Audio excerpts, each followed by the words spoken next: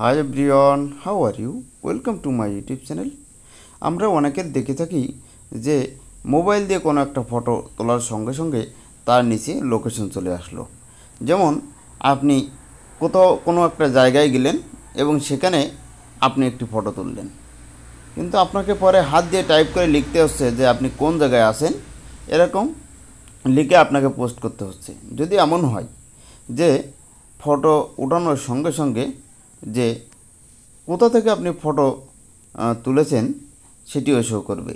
যদি আপনার internet connection okay থাকে তাহলে দেখা যাবে যে ফটো আপনি যেখান থেকে তুলেছেন ফটোর নিচে আপনার লোকেশন শো করবে।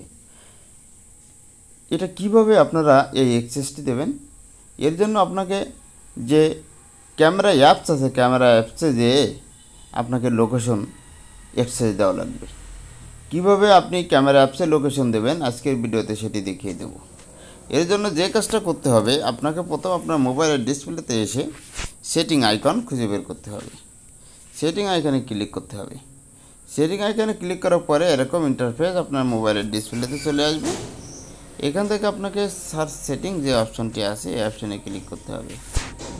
ম্যানেজ অ্যাপস টাইপ করতে হবে এবং সেখানে ক্লিক করে দিতে হবে।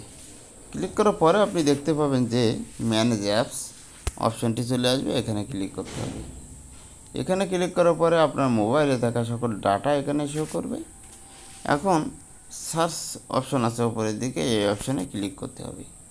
এই অপশানে ক্লিক করার পরে আপনাকে টাইপ করতে হবে ক্যামেরা। দুইটা অক্ষর টাইপ করার সঙ্গে সঙ্গে কিন্তু ক্যামেরা শো করবে। এখন এখানে ক্লিক করতে হবে।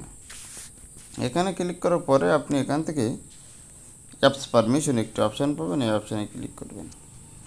অ্যাপস পারমিশন অপশানে যে আপনাকে লোকেশন যে অপশানটি আছে এই অপশানে এটি নট অ্যালাউ থাকলে আপনাকে অ্যালাউ করতে হবে।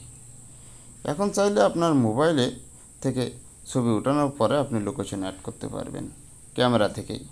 থ্যাংক ইউ অল, আল্লাহ হাফেজ।